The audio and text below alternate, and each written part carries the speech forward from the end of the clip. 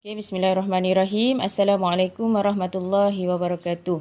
Okay, hari ini kita akan sambung pelajaran faraid darjah 5. Iaitu tajuk seterusnya pelajaran 5 asal masalah. Okay, bila kita dengar masalah, biasa kalau kita kata masalah ni benda yang tak best. Tak best lah ada masalah ni. Okay, tapi dalam faraid, untuk kita bahagikan harta pusaka mesti kena ada asal masalah. Baru harta pusaka boleh dibahagi-bahagi. Okey. Bila kita nak kira harta untuk bahagi secara faraid ni, kita ada dua perkara yang kita perlukan. Yang pertama kena ada masalah, yang kedua kena ada tashih masalah. Okey, yang ini menentukan bahagian. Okey, kita tengok maksud asal masalah ni apa? Okey, asal masalah ialah jumlah peruntukan yang boleh dibahagikan dengan pecahan-pecahan bahagian pusaka. Okey, maksudnya sejumlah harta pusaka tu kita nak bahagi kepada berapa bahagian. Baru kita boleh bagi kepada waris-waris bahagian tertentu. Okey, analoginya ialah contoh, kalau kita pergi Pizza Hut. Okey, kita nak beli saiz yang personal, yang paling kecil. Berapa orang dekat kedai pizza tu akan potong. Okay, biasa kalau personal dia akan potong kepada 4 bahagian. Okay, kalau kita beli yang besar sikit, saiz medium, saiz sederhana besar, biasa berapa dia potong? Okay, kalau dekat Pizza Hut biasa dia akan potong kepada 6 bahagian. Okay, yang sama besar lah. Okay, kalau kita beli yang paling besar, saiz large, okay, paling besar, berapa biasa dia potong? Dia akan potong kepada 8 bahagian. Betul tak? Okey, jadi ini kalau Pizza Hut, bahagian-bahagian yang dipotong. Kalau harta pusaka, kita nak bahagi-bahagi pun kita kena buat pecahan-pecahan macam ni juga. Bukan maksudnya duit tu kita gunting. Bukanlah. Maksudnya dalam sejumlah harta yang kita ada, okey, berapa pecahan kita nak bahagi duit ni. Itulah dia asal masalah. Okey. Seterusnya, kalau tahsih masalah ni pula apa? Sekurang-kurang bilangan yang boleh dibahagikan kepada setiap waris. Okey, ini kalau diibaratkan ataupun kita analogikan dengan pizza tadi. Maksudnya berapa bahagian seseorang waris itu akan dapat. Okey, jumlah dia nanti kita akan dapat macam sekeping pizza juga. Macam mana? Faham tak? Okey, tak apa. Nanti kita akan tengok satu persatu untuk awak lebih faham. Okey, kalau tadi Pizza Hut kita boleh potong kepada 4 ataupun 6 ataupun 8. Okey, itu Pizza Hut. Kita tak nak cerita tentang Pizza Hut. Kita nak cerita tentang asal masalah. Dalam asal masalah juga kita tak boleh nak potong, kita tak boleh nak bahagi harta pusaka tu kepada bahagian sesuka hati. Kita mesti mengikut 1, 2, 3, 4, 5, 6, 7. 7 asal masalah ni. Okey, asal masalah 2, 3, 4, 6, 8, 12 dan 24. Itu sahaja. Okey, maksudnya kita tak boleh nak buat asal masalah ini pecah kepada 5. Tak boleh. Ataupun kita nak buat asal masalah ni kita nak pecah kepada 10 lah. Tak boleh juga. Okey, dia mesti terikat kepada 7 jenis asal masalah ini. Okey, jadi asal masalah ni kena hafal lah. Okey.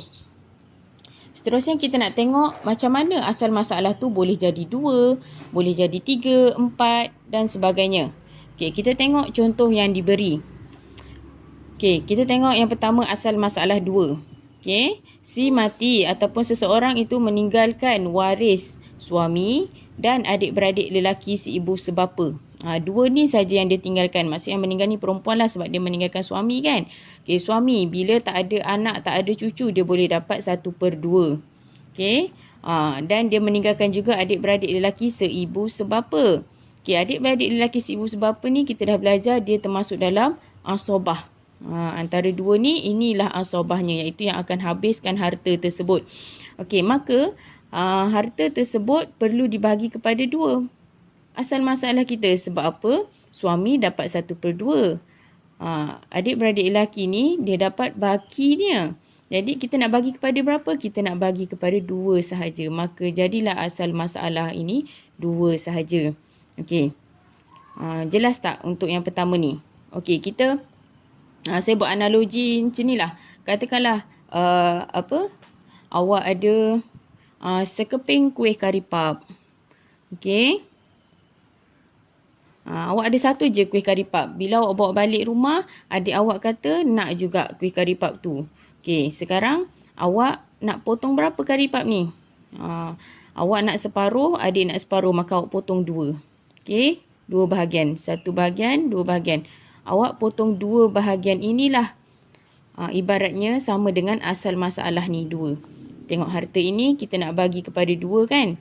2 ni direct je kita tulis dekat asal masalah.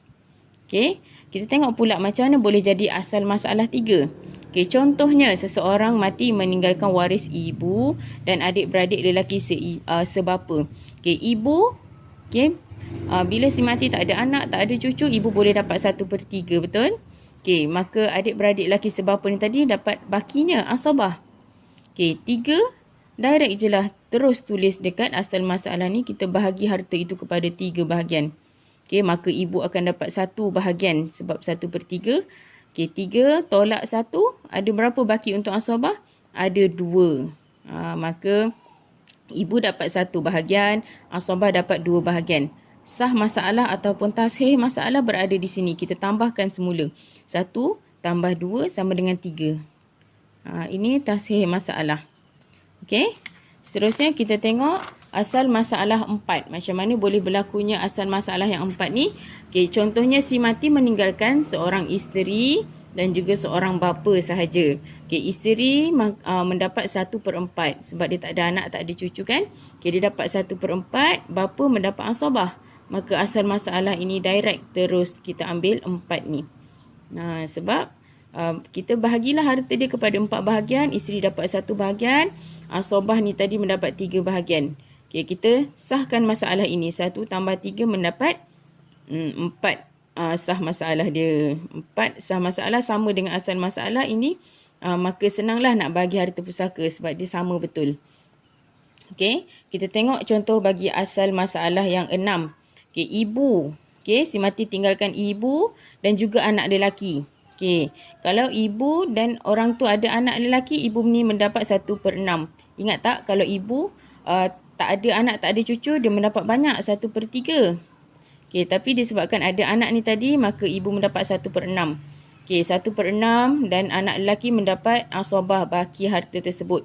Maka ibu ni asal masalah kita ambil 6. Okey, ibu dapat 1 bahagian, asabah dapat 5. Okey, 6 tolak 1 dapat 5. Okey, sah masalah ni kita tambah balik. 1 tambah 5 dapat 6. Okey, itu asal masalah 6. Seterusnya asal masalah 8. Okey, si mati meninggalkan isteri dan juga anak lelaki. Okey, isteri ni tadi bila dia ada anak lelaki dia mendapat sedikit iaitu 1/8. Anak lelaki mendapat asabah. Okey, maka 1/8 kita boleh terus bahagi hartanya asal masalah iaitu 8. Okey, maka isteri dapat 1 bahagian. Anak dapat berapa asabah ni tadi? 8 tolak 1 mendapat 7 bahagian. Baiklah, maka kita sahkan balik masalah ini. 1 tambah 7 mendapat 8 dekat sini. Okey, kita tengok asal masalah 12 pula. Okey, macam mana contoh boleh jadi asal masalah 12? Okey, si mati meninggalkan isteri, ibu, adik-beradik lelaki seibu, sebapa. Okey, tengok isteri dapat banyak 1/4 bukan 1/8. Sebab apa? Sebab dia tak ada anak, tak ada cucu kan. Okey, jadi isteri dapat banyak 1/4. Ibu pun sama, dia dapat banyak 1/3. Kalau sedikit berapa? 1/6. Okey, jadi isteri dapat banyak, ibu pun dapat banyak 1/3. Maka adik-beradik lelaki seibu sebapa ni mendapat baki harta iaitu asabah. Okey, kalau kita tengok kat sini, yang ini 4, yang ini 3, kita nak ambil yang mana?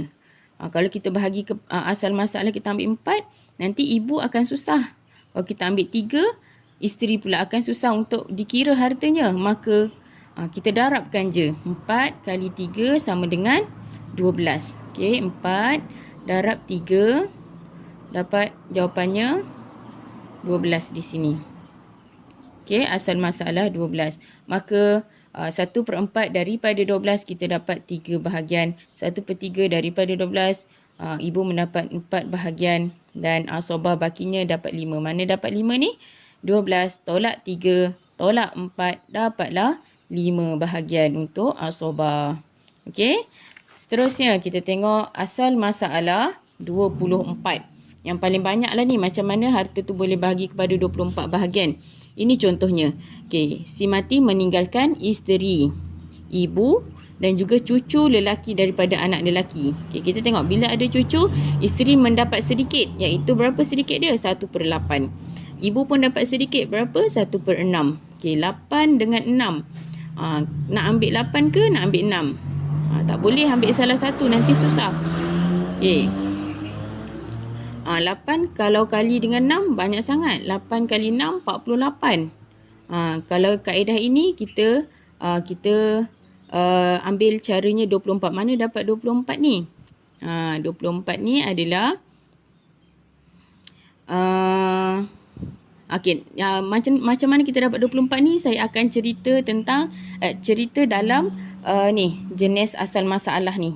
Sebab dia agak complicated sikit, kita kena tengok kaedah. Dia ada kaedah dia, darab dan bahagi dan darab nanti.